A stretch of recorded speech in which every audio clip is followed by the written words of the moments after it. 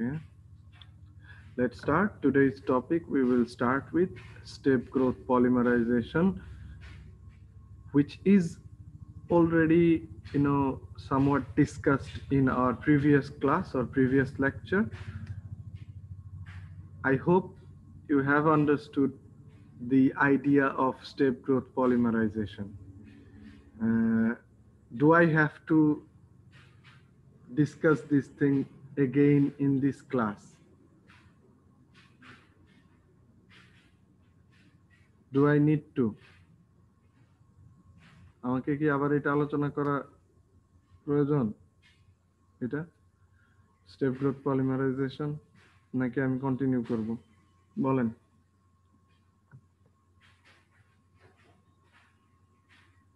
কত ক্লাসের পড়া মনে আছে?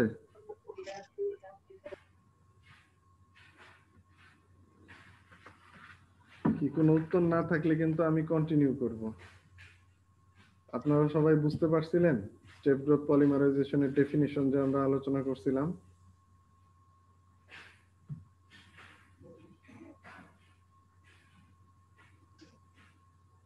হ্যাঁ না কোনো উত্তর নাই?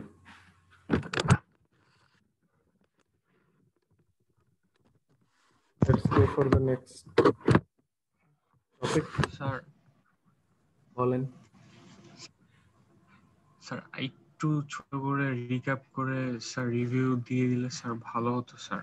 লাস্ট ক্লাস ভুলে গেছি। এটাই তো জিজ্ঞাসা করতেছি, এতক্ষণ পরে উত্তর দিলে কিভাবে হবে?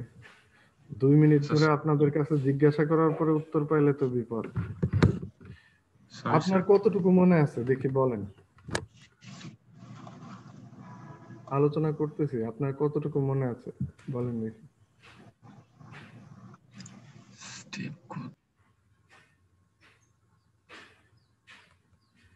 বাসায় কি একটু পড়াটা রিভাইজ করেছিলেন বা একটু দেখছিলেন? মনে হয় না? তাহলে তো বিপদ। আপনাদেরকে তো পিডিএফটা দেওয়া আছে, আমি পড়াইছি, তারপর আপনাদের আবার রিচেক করার কথা ছিল, তাও নাই। ওকে, আমি তাহলে আরেকবার বলে যাচ্ছি। আচ্ছা, step growth polymerization is a special type of polymerization. Okay, it's a little bit different from the free radical polymerization type. How?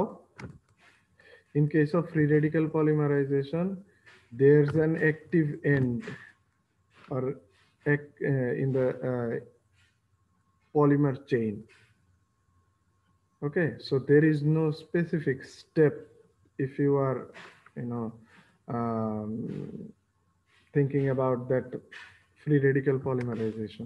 But in case of step growth polymerization, it is also named as condensation polymerization. Remember it? Another name of this kind of polymerization is condensation polymerization. So from the name step growth or condensation, we can define this type of polymerization. If we first consider as condensation polymerization, it comes from the word condensed.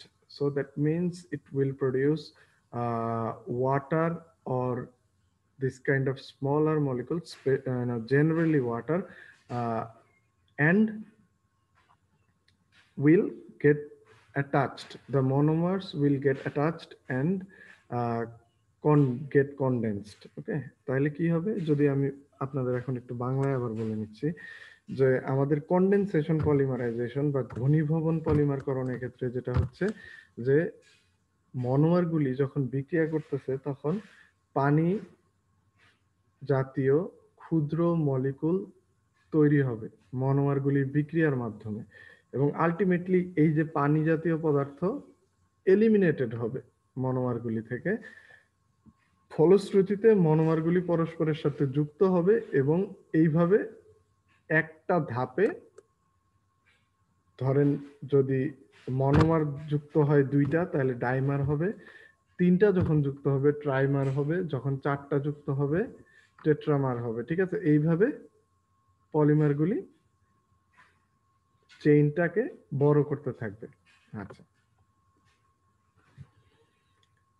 এখন condensation বলার কারণ কি, ওই যে আমি বললাম যেহেতু water eliminated হচ্ছে এখানে, আমাদের মনোমারগুলি কন্ডেন্সড হচ্ছে এবং আলটিমেটলি পলিমার চেইনটা গ্রো করতেছে। আচ্ছা, স্টেপ গ্রোথ কেন বলা হচ্ছে এটাকে, আবার বলতেছি আমি, খেয়াল করবেন। স্টেপ গ্রোথ বলা হচ্ছে এই জন্য, যেহেতু মনোমারগুলি পরস্পর বিক্রিয়া করে একদম স্থায়ী বন্ধনে পরস্পরের সাথে যুক্ত হচ্ছে, তারপরে আবার নতুন মনোমারের সাথে যুক্ত হচ্ছে। এখানে কিন্তু আমাদের গত যে আলোচনা, অর্থাৎ ফ্রি রেডিক্যাল পলিমারাইজেশনের ক্ষেত্রে যেমন হয়েছে যে চেইনটা সবসময় অ্যাক্টিভ থাকছে, চেইনের এন্ডে আইদার ফ্রি রেডিক্যাল অথবা আয়ন থেকে যাচ্ছে, ঠিক আছে, এরকম একটা ঘটনা ছিল। কিন্তু এখানে স্টেপ গ্রোথ পলিমারাইজেশনে যেটা হচ্ছে যে মনোমারগুলি পরস্পর একদম সরাসরি বিক্রিয়া করতেছে। কোন জায়গাটা বিক্রিয়া করে মনোমারের, আমি বলছিলাম যে এদের সাধারণত এদের মধ্যে কি থাকবে, অ্যাক্টিভ ফাংশনাল গ্রুপ থাকবে। অ্যাক্টিভ ফাংশনাল গ্রুপ, যেটা ওই যে আমাদের রেডিক্যাল বা আয়নের মতো কাজ করবে। কিন্তু অ্যাক্টিভ ফাংশনাল গ্রুপ মানে কিন্তু এরকম না যে সে স্বাধীন থাকতে পারবে না। অ্যালকোহল স্বাধীন থাকতে পারে, ঠিক আছে, আপনার এখানে। তারপরে আপনি যদি মনে করেন কার্বক্সিলিক অ্যাসিড, এরা স্বাধীনভাবে থাকতে পারে, কিন্তু ফ্রি রেডিক্যাল কিন্তু স্বাধীনভাবে সাধারণত থাকে না। আবার আয়নের ক্ষেত্রেও ঘটনাটা অনেকটা এরকম, ঠিক আছে। কিন্তু আমাদের স্টেপ গ্রোথে আমরা যে মনোমারগুলি ব্যবহার করব সেগুলি অ্যাক্টিভ ফাংশনাল গ্রুপ থাকবে এবং যারা পরস্পর বিক্রিয়া করে কি করতে পারে, স্থায়ী বন্ধনে আবদ্ধ হতে পারে। এই জন্য এদেরকে স্টেপ গ্রোথ বলা হচ্ছে। অর্থাৎ যদি দুইটা মনোমার যুক্ত হলো, একটা স্টেপ শেষ হলো, তিনটা মনোমার যখন যুক্ত হবে আরেকটা স্টেপ শেষ হলো, ঠিক আছে। এখানে প্রত্যেকটা স্টেপে স্থায়ী বন্ধন হচ্ছে এবং স্থিতিশীল মলিকুল তৈরি হচ্ছে। প্রথমে মনোমার থেকে oligomer, then it will produce polymers where numerous monomers are combined together to form a huge chain. Okay, আচ্ছা, এখন আমি তাহলে বললাম কি ঘটনা ঘটছে, ডেফিনিশনটা দেওয়া হলো। এবার আমরা সামনে আগাচ্ছি।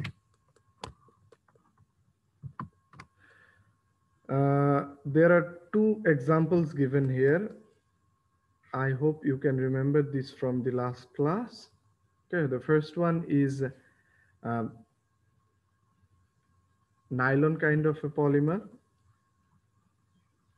The example on the top and on the bottom, it's polyester, and there's a problem. You have to correct this because this has a spelling mistake. It will be polyamide and it will be polyester. So what's problem with this spelling? বলেন দেখি, what's the problem? Sir Y জায়গায় I এসে পড়ছে। Very good. So you have to write it correctly in your papers. Okay. So it will be polyamide, like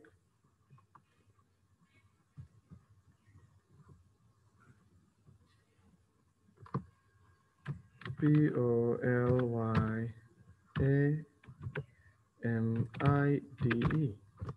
Okay. And in case of polyester, it will be polyester, polyester.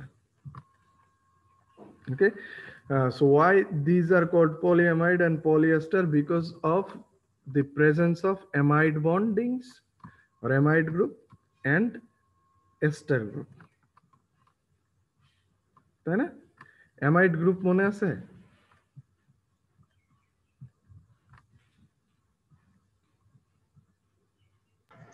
Sir amine.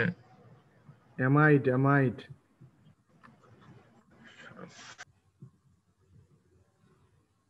Sir ওই যে NH3 double bond ও ওই গ্রুপটা এটা মনে আছে? পড়ছিলেন? এটা কে কে বিক্রিয়া করে তৈরি করতো? ইন্টারমিডিয়েটে কিন্তু ডিটেইল পড়ানো হয়েছে। আপনারা অনেকগুলি গ্রুপ পড়ে আসছেন, তাই না? আবার অর্গানিক কেমিস্ট্রিতেও পড়বেন। অর্গানিক কেমিস্ট্রিতে ফাংশনাল গ্রুপ পড়ছেন?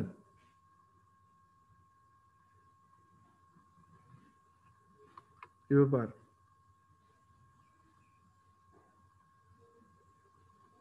পড়াইছে স্যার। পড়াইছে। তো ওখানে তো আপনার বেসিক কিছু গ্রুপ আপনি পড়েই আসছেন।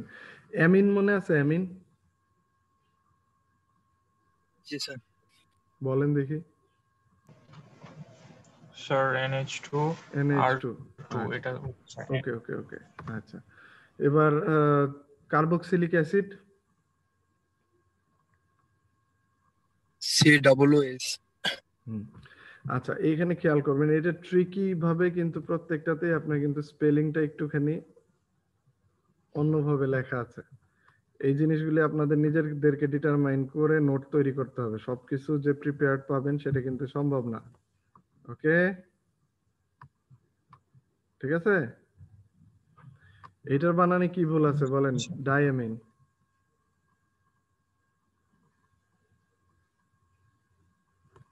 এটা আপনাদের হোম টাস্ক থাকবে, নিজেরা সবগুলির স্পেলিং বের করবেন, কোনটারে কি বলে। এগুলো সব পড়ছেন, এই জিনিসটাও পড়ছেন। দেখি এইটা একটু অড, এই ফাংশনাল গ্রুপটা কি বলেন দেখি।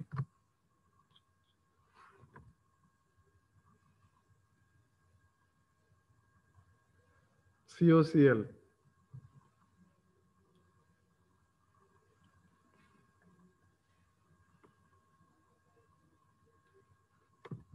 হুম,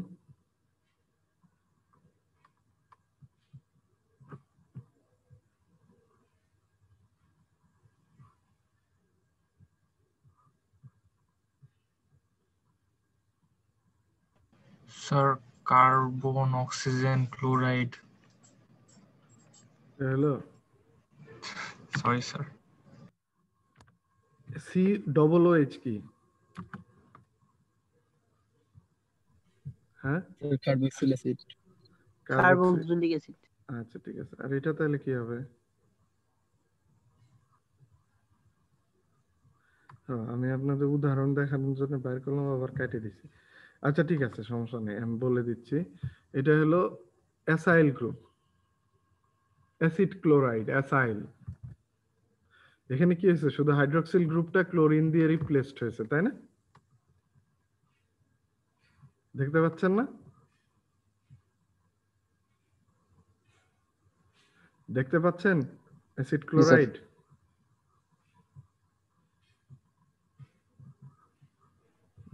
আচ্ছা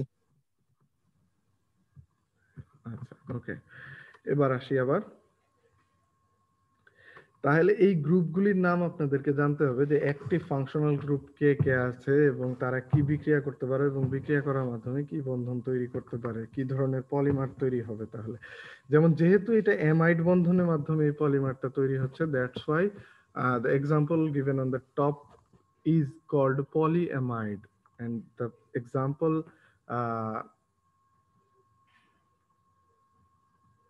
in next example is given as polyester because it forms ester groups. Clear? Okay, এখানে ester কিভাবে হয়েছে আর এটা কিভাবে হয়েছে আমি তাও একবার আপনাদের দেখাচ্ছি, যেহেতু আপনারা এটা পড়ার পরেও একটু মাঝে মধ্যে লিমিটেশন থেকে যায়, আপনারা একটুখানি খেয়াল করেন।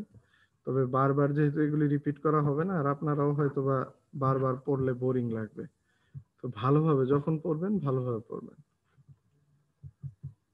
এই যে খেয়াল করেন, যেমন হাইড্রোক্সিল গ্রুপ আর কার্বক্সিল গ্রুপ, এরা বিক্রিয়া করার পরে যে পলিমারটা তৈরি হয়, that's called polyester because it forms ester groups whenever the monomers are reacting with each other. Okay, can you see that chart? Yes sir. Okay, so the first one is polyester because it is formed due to the reaction of hydroxyl groups and carboxyl groups, and the next example gives polyamides, which is composed of mainly amine group and carboxylic group that produces amide bondings. ঠিক আছে, এখানে কিন্তু একটা হাত কম আছে, এখানে আপনাদের সেটা দেখাতে হবে। রিমেম্বার ইট, যদি আপনার যেগুলি জানা আছে কোথাও যদি টাইপও থাকে বা টাইপিং মিস্টেক থাকে, তাহলে সেগুলি আপনারা ঠিক করে নেবেন। ক্লিয়ার? Yes, sir. স্যার আচ্ছা, এটা কিন্তু আপনাকে করতেই হবে, কারণ আপনার এখানে ধরেন আপনি যে কন্টেন্টটা রেফারেন্স বইয়ের মধ্যে অনেক সময় ভুল থাকতে পারে, কিন্তু আপনি পরীক্ষার খাতায় কিন্তু ভুল লিখলে সেটা কনসিডার্ড হবে না। ওকে? আচ্ছা, স্যার হুম, বলেন। হ্যাঁ স্যার, ওই ডাইকার্বক্সিলিক অ্যাসিড ক্লোরো আর স্যার ওই যে ডাইকার্বক্সিলিক অ্যাসিড, এই দুইটা থেকে ক্লোরো না, দেখেছি আমি বললাম পলিঅ্যামাইড না, ওইটা তৈরি করছে। অ্যাসাইল তবে গ্রুপ। এখানে কি স্যার ওই যে ওটা আমি বললাম অ্যাসাইল গ্রুপ। ঠিক আছে? স্যার এই দুইটা উদাহরণ মানে ওই পলিস্টার আর ওই পলিঅ্যামাইড দুই ক্ষেত্রে দুইটা থেকে স্যার উৎপন্ন করছে। এটা কি স্যার এ আর বিবি টাইপের কোনো সংযোগ আছে স্যার এটার হ্যাঁ, সাথে? সেটা তো আমি গতদিন বলছিলাম যে এটা দিয়ে আপনি যদি একই টাইপের মনোমার হয় তাহলে সেটা কি হবে? হোমোপলিমার। আর যদি ভিন্ন টাইপের হয় তাহলে কি হবে? কোপলিমার, তাই না? জি স্যার। আপনাদের যে নাইলন, নাইলন কি এক ধরনের মনোমার দিয়ে তৈরি? নাইলন কি হোমোপলিমার না কোপলিমার? ধরেন একেবারে 1 নম্বরের জন্য একটা সিম্পল কোশ্চেন যে কেউ দিল যে you know explain why nylon is a copolymer, তখন কি বলবেন? বা এক্সপ্লেইন না বললো, you know answer why nylon is a copolymer, then what? The answer is very simple. তাই স্যার না? অনেকটি স্যার এমএন গ্রুপ যুক্ত থাকে এই জন্য। এই রে, কি বললো? এটা হলো কোপলিমার কাকে বলে? আর অনেকগুলো monomer. Which has more than one type of monomer in its chain. তাই না? জি স্যার। রিপিটিং ইউনিটের যদি মোর দেন ওয়ান টাইপ অফ মনোমার থাকে তাহলে সেটাকে আমরা কি বলবো? কোপলিমার। ঠিক আছে? নাইলনে কি আছে?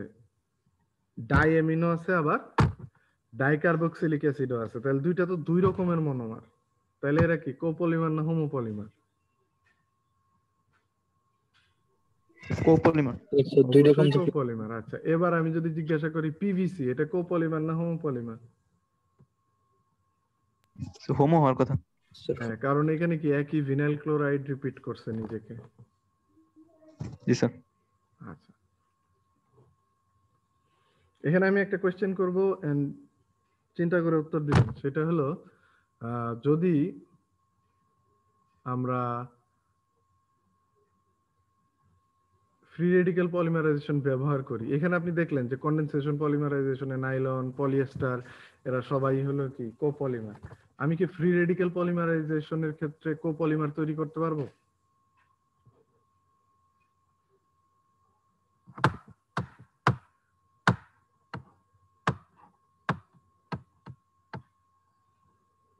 Is it possible to produce copolymers through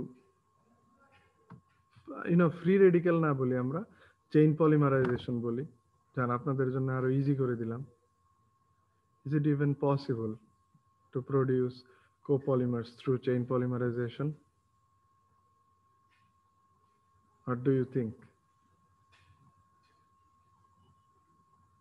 I'm giving you some time.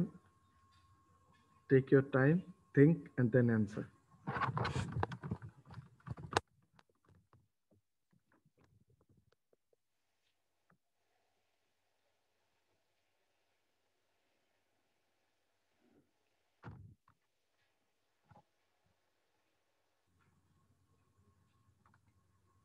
Give it a try, at least try.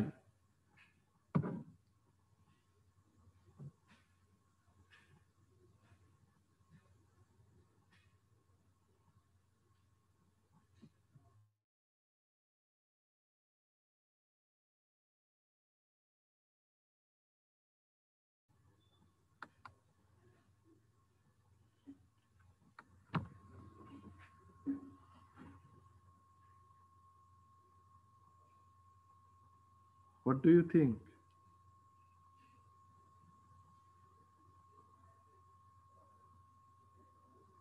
Possible or impossible? Answer, just answer that. Possible or impossible?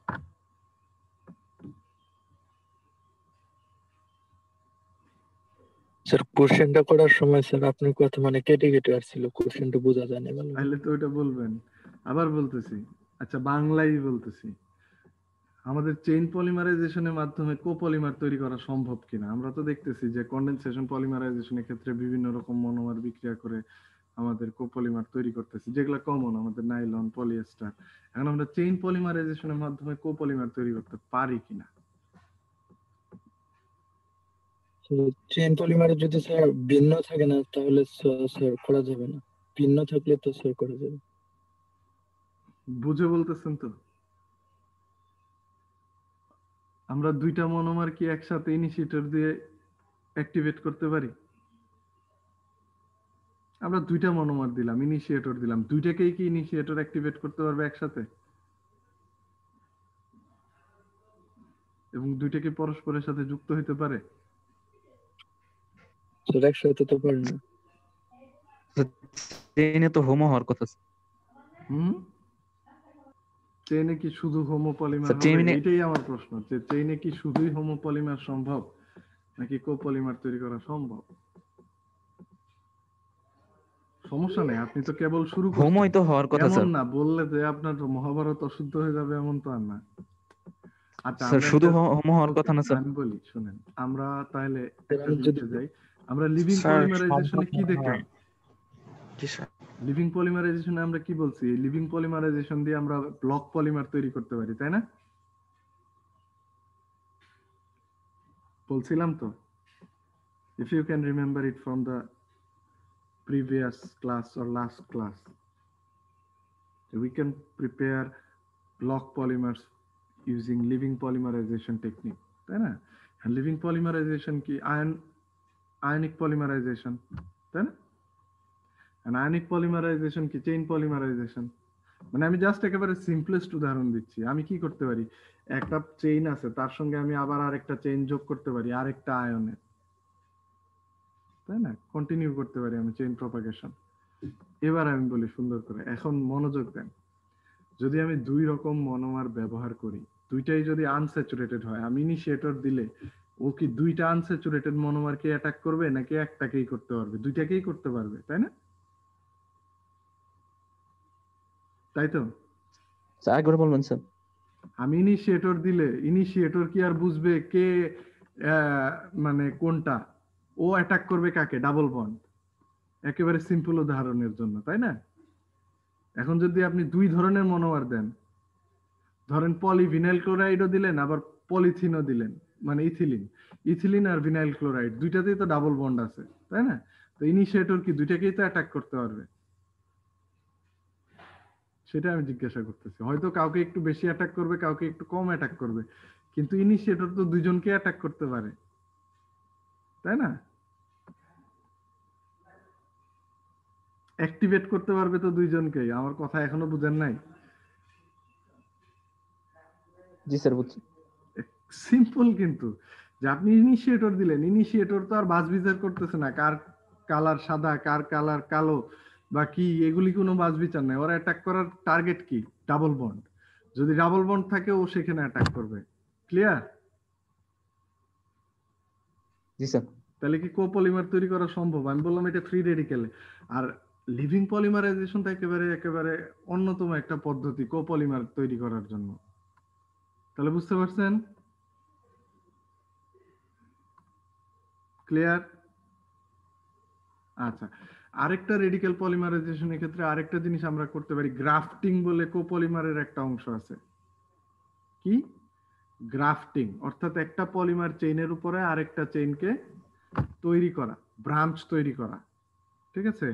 সেটা কিন্তু কোপলিমার হইতে পারে। ধরেন এ যদি মেইন চেইন হয়, এ repeating ইউনিটের, তাহলে আপনি আরেকটা নতুন চেইন বি এর উপরে বসাইতে পারেন, যেটা গ্রাফটিং এর মাধ্যমে করা হয় সাধারণত।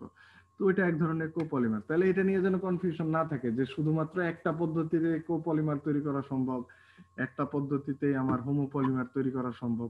আবার কিন্তু আমরা যদি দেখি এই কন্ডেনসেশন পলিমারাইজেশনের ক্ষেত্রে, সেখানেও কিন্তু আমি ইচ্ছা করলে হোমোপলিমার তৈরি করতেই পারি, যদি আমি কন্ডিশনকে খুব স্ট্রিক্টলি মেনটেন করি। ওকে, যদি খুব স্ট্রিক্টলি আমরা মেনটেন করতে পারি। যেমন পলিইথারের ক্ষেত্রে দেখেন দুইটা হাইড্রোক্সিল গ্রুপ কিন্তু পরস্পরের সাথে বিক্রিয়া করছে।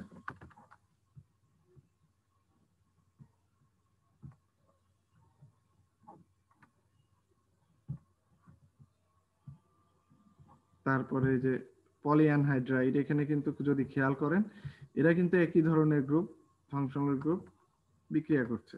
ওকে, সো এগুলো নিয়ে কনফিউজড হওয়ার দরকার নেই, তবে এগুলি ট্রিকি কোয়েশ্চেন। আপনার ব্রেন কতটা শার্প, আপনি কতটা পড়ালেখা করছেন, আপনি কতটা বুঝতে পারছেন টপিকগুলি, সেগুলির উপরে কিন্তু এই কোয়েশ্চেনগুলির অ্যান্সার করা নির্ভর করে।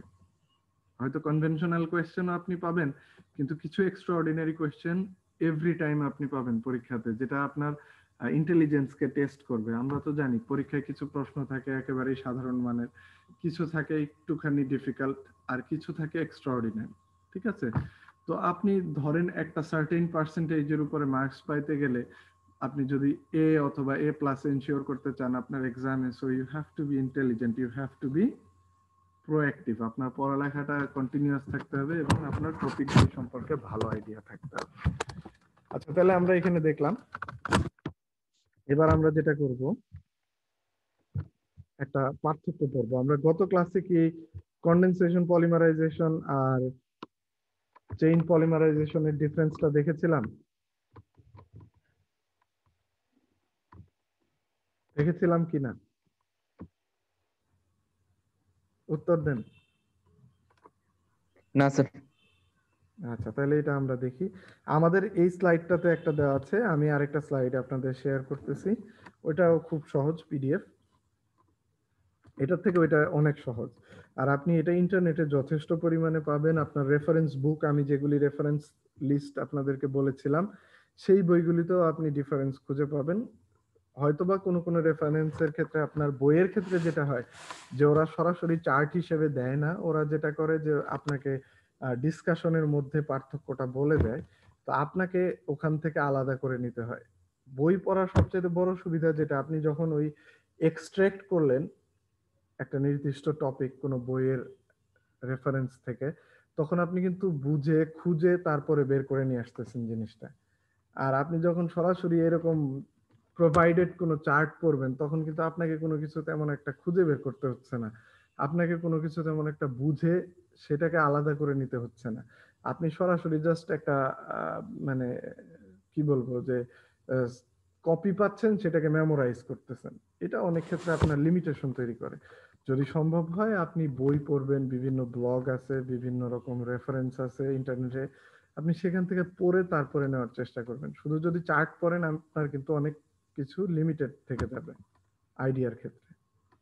আচ্ছা, আমি আপনাদেরকে স্ক্রিনটা শেয়ার করি।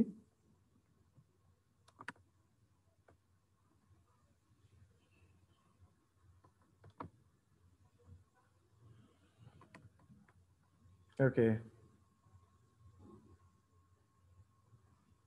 Can you see the new page? Can you see it? Yes, sir. Okay. This is a very simple difference of step growth polymerization, between step growth polymerization and chain reaction polymerization or chain growth polymerization, whatever you say. The first point is key.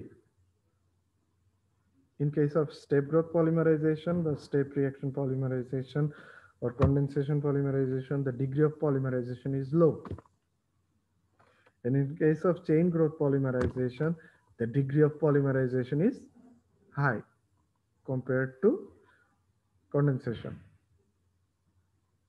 বুঝতে পারতেছেন? Degree of polymerisation,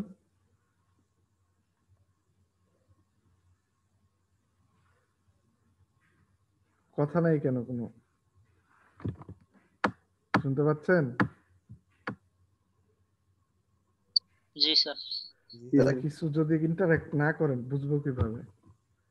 আচ্ছা, তাহলে এক কাজ করেন, আপনারা যে কেউ একটা একটা করে পয়েন্ট পড়বেন, পড়া হয়ে যাবে। আপনি যদি এখন এখানে পড়েন, দেখা যাবে যে আপনার 20% পড়া হয়ে গেল।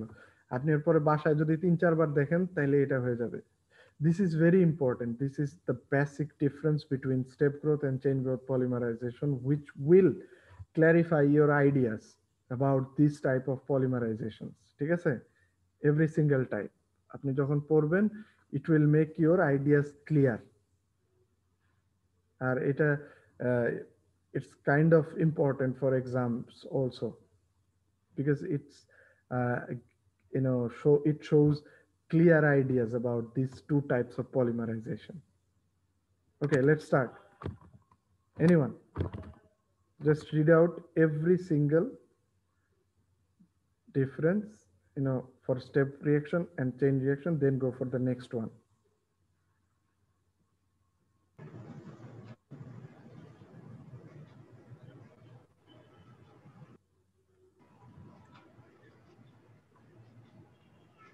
Quick, start. স্যার যে কোনো একজন পড়বে? Anyone? আপনি বলতে পারেন, কোনো সমস্যা নেই। You have to just read out these things. G sir. Step reaction polymerization. Degree of polymerization is low. Chain reaction polymerization. Degree of polymerization is high. Stop. Okay. So what is degree of polymerization? Number of repeat units. Very good. So in case of condensation polymerization, you will see that the number of repeating unit is lower compared to chain growth polymerization. This happens because of the characteristics of the chain propagation. Okay. In case of chain polymerization, the propagation step goes for a longer period of time, and at first the reaction rate is very high also. So number of molecules attached with the chain can be higher in case of chain growth polymerization. যেহেতু chain growth reactionটা শুরুতে অনেক স্পিডে হয়, চেইনের reaction speed বেশি থাকে, এবং আমাদের যেটা হয় যে চেইনের ক্ষেত্রে আমরা এক্সট্রা ইনিশিয়েটর অ্যাড করতেছি, যেটা বুস্ট আপ করে রিঅ্যাকশনটাকে। হ্যাঁ, আর এই ক্ষেত্রে মনোমার, অনেক বেশি মনোমার চেইনের সাথে যুক্ত হতে পারে। যেহেতু স্টেপ গ্রোথ রিঅ্যাকশনে ডাইরেক্ট রিঅ্যাকশন হবে এবং এলিমিনেশন হবে, that takes a little time. আর এছাড়াও রিঅ্যাকশনটা যত আমাদের চেইনটা বড় হবে, আমাদের ক্ষেত্রে যেটা হয় যে নতুন করে মনোমার যুক্ত হওয়াটা একটুখানি ডিফিকাল্ট হয়ে যায়। ঠিক আছে? ওকে, তাহলে আমরা এখন আবার শুরু করি। Next one please. Next one is monomer consumption is rapid. For, এভাবে বলেন, monomer reaction is rapid for step growth polymerization, এভাবে। জি sir. Monomer consumption is rapid for step reaction polymerization. Monomer consumption is slow for chain reaction polymerization. আচ্ছা, এইটা আপনাকে বুঝতে হবে। আমি যে কথাটা বলছি সেটার সাথে যেন আপনি আবার কন্ট্রাডিক্টরি না মনে করেন। রিঅ্যাকশন রেটের কথা আমি বলিনি। হ্যাঁ, এখানে কিন্তু বলতেছি কি মনোমার কনজাম্পশন ইজ র্যাপিড, অর্থাৎ বিক্রিয়াটা মনোমার যে কনজাম্পশন হয় সেটা দ্রুত হইতে থাকে। ওকে, আর চেইন রিঅ্যাকশনের ক্ষেত্রে যেটা হয় মনোমারের কনজাম্পশনটা ধীরে ধীরে হয়। কারণ কি, আপনি যদি খুব ঠান্ডা মাথায় চিন্তা করেন, এইখানে কি রিঅ্যাকশন যখন হচ্ছে আমাদের ডাই অ্যাসিড বা ডাইকার্বক্সিলিক অ্যাসিডের ক্ষেত্রে, তখন কি চেইনের দুই পাশেই দেখা গেল বিক্রিয়া হইতে থাকতেছে, তাই না? যতগুলি ফাংশনাল গ্রুপ আছে তারা পরস্পরের সাথে কি যুক্ত হতে থাকবে। আমার কথাটা কি বুঝতে পারতেছেন কিনা? আমাদের কনডেনসেশন রিঅ্যাকশনে কি এই ফাংশনাল গ্রুপগুলির জন্য আমাদের রিঅ্যাকশনটা হয়। এখন ফাংশনাল গ্রুপ যত বেশি হবে, আমরা তো জানি মিনিমাম 2টা মনোমারের ক্ষেত্রে, মানে কনডেনসেশনে। এখন এর বেশি হইতে পারে, কিন্তু 2টার বেশি হইতে পারে। তাইলে কি একসঙ্গে অনেকগুলি মনোমার একসাথে যুক্ত হতে পারতেছে, তাই না? বুঝতে পারতেছেন? জি স্যার। আচ্ছা, আর কিন্তু আমাদের চেইন রিঅ্যাকশনের ক্ষেত্রে কিন্তু চেইনের এন্ডে একমাত্র অ্যাক্টিভিটি আছে, এই জন্য ওইখানেই মনোমারটা যুক্ত হবে। তাহলে কনজাম্পশন কোনটায় বেশি হবে? কনজাম্পশন বেশি হবে কনডেনসেশনে। কার থেকে? চেইনের থেকে। আচ্ছা, এরপরে পয়েন্টটায় যান। Molecular weight increases slowly for step reaction polymerization. Molecular weight increases rapidly for chain reaction polymerization. ওকে, এটা আমরা পরেরটা দেখলেই বুঝতে পারবো। এরপরের পয়েন্টটা পড়েন। Polymerization rate decreases steeply as functional group consume. এটা হলো স্টেপ গ্রোথের জন্য। আর chain গ্রোথে step reaction polymerization. Hmm. Polymerization rate increases initially and then remain constant. Chain reaction polymerization. For chain reaction polymerization খেয়াল করেন এখানে মলিকুলার ওয়েট যেটা বলছে step reaction পলিমারাইজেশনে স্লোলি ইনক্রিজ করে, ঠিক আছে, স্লোলি ইনক্রিজ করে এবং এর রেটটা কি হয় ডিক্রিজেস স্টিপলি। প্রথম থেকে রিয়াকশন যত টাইম যাইতে থাকে খুব দ্রুতই রিয়াকশনের রেটটা ফল করে, ঠিক আছে, কারণ যেহেতু আমাদের যে মনোমারের যে ফাংশনাল গ্রুপগুলি আছে এগুলি কনজিউমড হতে থাকে, সো রিয়াকশনের রেটটা একদম ধপাস করে পড়ে যায়। কিন্তু চেইন রিয়াকশনের ক্ষেত্রে যেটা হয় অ্যাক্টিভিটিটা কন্টিনিউ করতে থাকে লাস্টের দিকে, ঠিক আছে, চেইনের শেষ মাথায় এটা কি ওই ইনিশিয়েটরের জন্য যতক্ষণ না টার্মিনেশন হচ্ছে সাধারণত আপনার চেইনের কি অ্যাক্টিভিটি চেইন এন্ডে থেকেই যাচ্ছে। এই জন্য কি হয় যে প্রথম দিকে রেটটা খুবই দ্রুত বাড়ে, যেহেতু ইনি অ্যাক্টিভ থাকে, যত চেইন লেন্থ বাড়ে আস্তে আস্তে অ্যাক্টিভিটি একটু কমতে থাকে, সেই জন্য আপনাদের রিয়াকশন রেটটাও কমতে থাকবে পলিমারাইজেশনে, কিন্তু প্রথমে খুব হাই থাকবে এবং একটা টাইম পরে যে এটা আসলে কনস্ট্যান্ট হয়ে যায়, এটা কমে যায় না, কনস্ট্যান্ট হয়ে থাকে, ঠিক আছে, অলমোস্ট। কিন্তু স্টেপ গ্রোথের ক্ষেত্রে যেটা হয় এটা যেহেতু ফাংশনাল গ্রুপ কমতেছে প্রতিনিয়ত যত রিয়াকশন হচ্ছে রিয়াকশন মিডিয়ামে, তাই এটা দ্রুতই কমতে থাকে রিয়াকশন রেটটা, ঠিক আছে, এই দুইটা পার্থক্য। এবং এই জন্য দেখা যায় যে আমাদের স্টেপ গ্রোথ পলিমারাইজেশনের ক্ষেত্রে মলিকুলার ওয়েটটা ইনক্রিজ করে স্লোলি, আর চেইন গ্রোথ রিয়াকশনে যেটা হয় যে প্রথমে খুব দ্রুত বেড়ে যায় মলিকুলার ওয়েট, ঠিক আছে। তার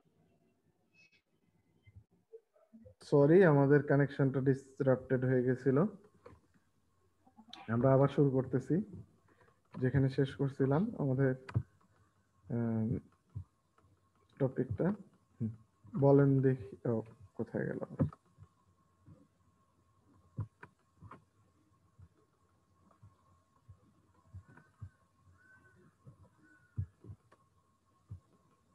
ওকে, দেখতে পাচ্ছেন?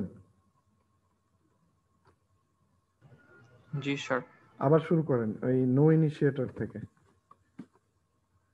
স্যার আপনার নেটটা একটু স্লো করছিল স্যার। স্যার তাহলে কি হ্যাঁ মানে স্টেপ গ্রোথ এটাতে মূলত ওই রেটটা ডিক্রিজ করে, কারণ স্টেপ বাই স্টেপ হওয়ার কারণে ওই হ্যাঁ, স্টেপ বাই সময়টা স্টেপ বেশি হওয়ার লাগে এমন। কারণে সময়টা বেশি লাগতেছে, আর প্রতিনিয়ত আর কনজিউম ওইটা যেমন চেন, হ্যাঁ, আর চেনের ক্ষেত্রে এটা জি স্যার, আর ওইটা কন্টিনিউয়াসলি চেন থাকার কারণে সরাসরি। হ্যাঁ, কন্টিনিউয়াসলি বাড়তে জি থাকে। স্যার, আচ্ছা, জি স্যার। চেইনের ফাংশনাল গ্রুপ থাকে।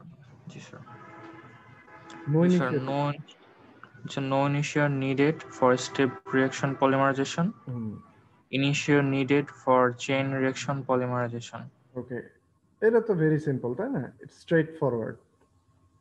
In G case sir. of step reaction polymerization, we need initiator. It's compulsory. But in case of chain reaction it is not needed. Okay, sorry, it's not needed. In case of step reaction polymerization, initiators are not mandatory and it's not required. But in case of chain reaction polymerization, it is mandatory. It is compulsory. You have to use initiators. Okay. Then next one. Same reaction mechanism throughout the reaction for step reaction polymerization. Reaction mechanism different for chain reaction polymerization. Yes, it's absolutely correct, because in case of chain reaction polymerization, you have to first activate the monomer with initiator. Then the monomer will propagate, and attack a new monomer to create a longer chain of polymer.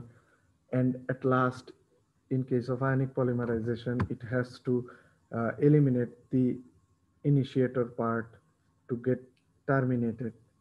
In case of free radical polymerization, it has to get terminated in a different way.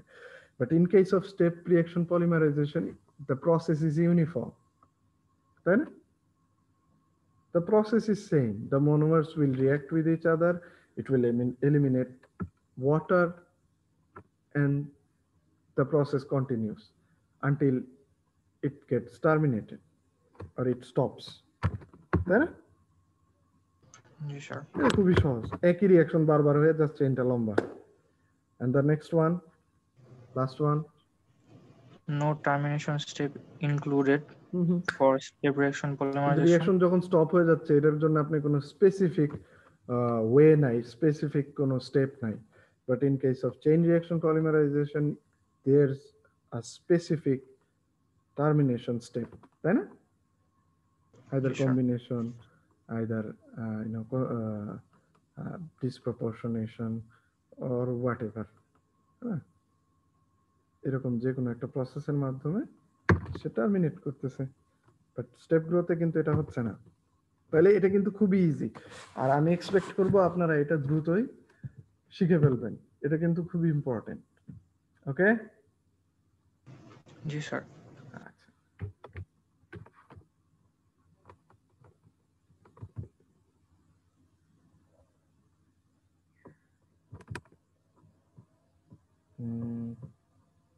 এটাতে বোধহয় step গ্রোথেরটা নাই।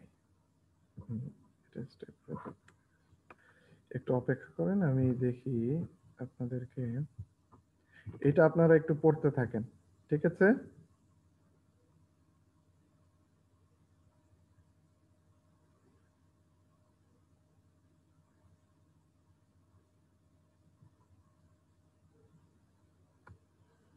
এটা আপনারা পড়তে থাকেন, আমি একটুখানি step গ্রোথের আর কি আলোচনা করা যায় আজকে, যেহেতু সময় খুবই কম বাকি আছে, আর দেখি তাও কিছু আলোচনা করা যায় কিনা। আপনারা এটা পড়তে থাকেন।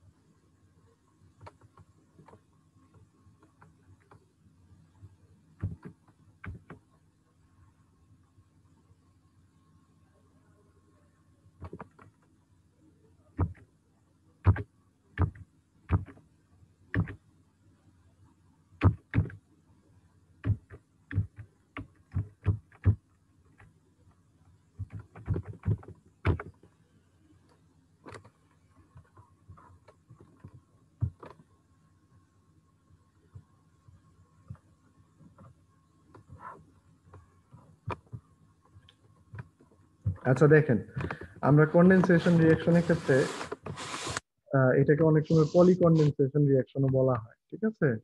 একটাকে বলা হয় পলি এডিশন, একটাকে বলা হয় পলি কন্ডেনসেশন।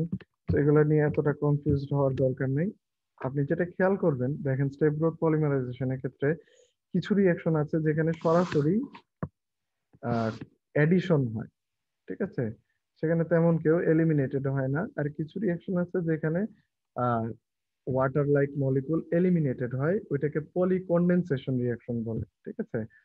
স্টেপ গ্রোথ রিঅ্যাকশনও দুই রকম হতে পারে, পলি এডিশন, পলি কনডেনসেশন, যেখানে স্টেপ গ্রোথে ফাংশনাল গ্রুপগুলি শুধু যুক্ত হবে বিক্রিয়ার মাধ্যমে, কিন্তু কোন রকম মলিকুল, ওয়াটার জাতীয় বা এরকম কোনো মলিকুল এলিমিনেটেড হবে না, সেটাকে আমরা বলতেছি স্টেপ গ্রোথের পলি এডিশন রিঅ্যাকশন। আর কিছু টাইপের রিঅ্যাকশন আছে যেটাকে আমরা বলি পলি কনডেনসেশন রিঅ্যাকশন, ঠিক আছে?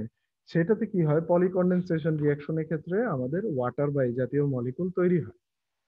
আমি বললাম আবার, স্টেপ গ্রোথ পলিমারাইজেশন কিন্তু দুই রকমই হতে পারে, একটা হতে পারে পলি এডিশন আর একটা হতে পারে পলি কনডেনসেশন। ক্লিয়ার? ওই শুনতে পাচ্ছেন? আবার কিন্তু এই যে এডিশন রিঅ্যাকশনের মধ্যে কিন্তু ফ্রি রেডিক্যালও হতে পারে। আবার মনে রাখবেন যে স্টেপ গ্রোথের ক্ষেত্রে দুই রকম হতে পারে, একটা পলি এডিশন, একটা পলি কনডেনসেশন। যদি ওয়াটার বা এই জাতীয় মলিকুল প্রডিউস হয়, ঠিক আছে, যেমন এই যে আমরা যদি দেখি যে পলিইথিলিন টেরেপথ্যালেট বা পিইটির যে রিঅ্যাকশন, ঠিক আছে, এস্টারিফিকেশন রিঅ্যাকশন যেটা, সেখানে যদি আমরা খেয়াল করি কি হয়, টেরেপথ্যালিক অ্যাসিড ইথিলিন গ্লাইকলের সাথে, যে এখানে খেয়াল করেন টেরেপথ্যালিক অ্যাসিড ইথিলিন গ্লাইকলের সাথে বিক্রিয়া করবে, অর্থাৎ কার্বক্সিলিক অ্যাসিড অ্যালকোহলের সাথে বিক্রিয়া করে এস্টার বন্ধন তৈরি করতেছে, এবং আলটিমেটলি যে প্রোডাক্টটা আমরা পাই সেটাকে বলা হচ্ছে পলিইথিলিন টেরেপথ্যালেট। তবে বাই প্রোডাক্ট হিসেবে কি আছে এখানে, ওয়াটার। তাহলে এটা কি ধরনের রিঅ্যাকশন হবে? পলি কনডেনসেশন। ওকে, এটা যেন ক্লিয়ার থাকে। আর যদি আমরা চিন্তা করি পরেরটা, এখানে খেয়াল করেন, এখানে কি হচ্ছে,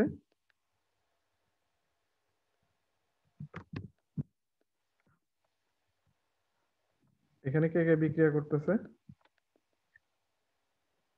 এখানে যদি খেয়াল করেন দেখেন বিউটেন ডাইল আর ডাই আইসোসায়ানেট বিক্রিয়া করতেছে। এদের বিক্রিয়ার ফলে যে আমাদের পলিমারটা তৈরি হচ্ছে পলিইউরেথেন, এই পলিইউরেথেনের কি কোনো বাই প্রোডাক্ট হিসেবে ওয়াটার বা এই জাতীয় কিছু আছে আপনি দেখতে পাচ্ছেন? আছে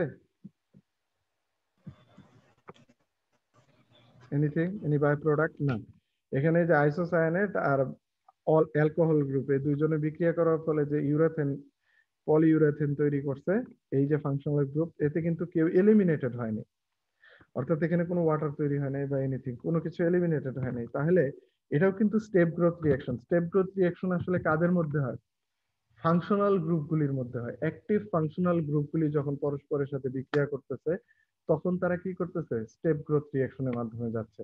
আর যখন আপনি অ্যাক্টিভ রেডিক্যাল বা অ্যাক্টিভ অ্যানায়ন বা ক্যাটায়ন তৈরি করতে পারতেছেন, তখন সেই পলিমারাইজেশনটাকে আমরা বলতেছি chain polymerization or just addition polymerization. Clear? Clear? Okay. যেহেতু এখানে ফাংশনাল গ্রুপগুলি, এই ফাংশনাল গ্রুপগুলি পরস্পরের সাথে বিক্রিয়া করতেছে, that's why this is an example of step growth polymerization. But as there is no elimination happening, this type of step growth polymerization is termed as step growth polymerization of polyaddition type. Okay, polyaddition type. Done? Clear? এই উদাহরণ দুইটা আপনারা পড়বেন। জি sir. ঠিক আছে, এই উদাহরণ দুইটা আপনারা পড়বেন। পলি কনডেনসেশন খুব ইজি, আমরা নাইলনের বিক্রিয়া পড়ছি, আমরা পলিএস্টারের বিক্রিয়া পড়ছি, আর আমরা এখানে যে পলি এডিশনে আমরা পলিইউরেথেনটা দেখবো। এটা কিন্তু আমরা আবার সামনেও একটা চ্যাপ্টার আছে আমরা পড়বো আলটিমেটলি, কিন্তু আপনার এইটা এই চ্যাপ্টারের জন্য বেশি ইম্পর্টেন্ট, আপনি এটা পড়ে রাখবেন। ক্লিয়ার? আচ্ছা জি স্যার। আমাদের মোটামুটি আজকের ক্লাসের টাইম হয়ে গেছে। আপনারা একটু পড়াটা আবার রিভাইজ করবেন অবশ্যই, কারণ আমি বারবার বলতেছি যে পলিমার যেহেতু সাবজেক্টটা একটুখানি নতুন, আপনাদের জন্য কিন্তু সবকিছু মনে রাখার জন্য একটু প্র্যাকটিস চালায় যেতেই হবে। Okay, let's hope for the best. Any other question related to this topics or anything else?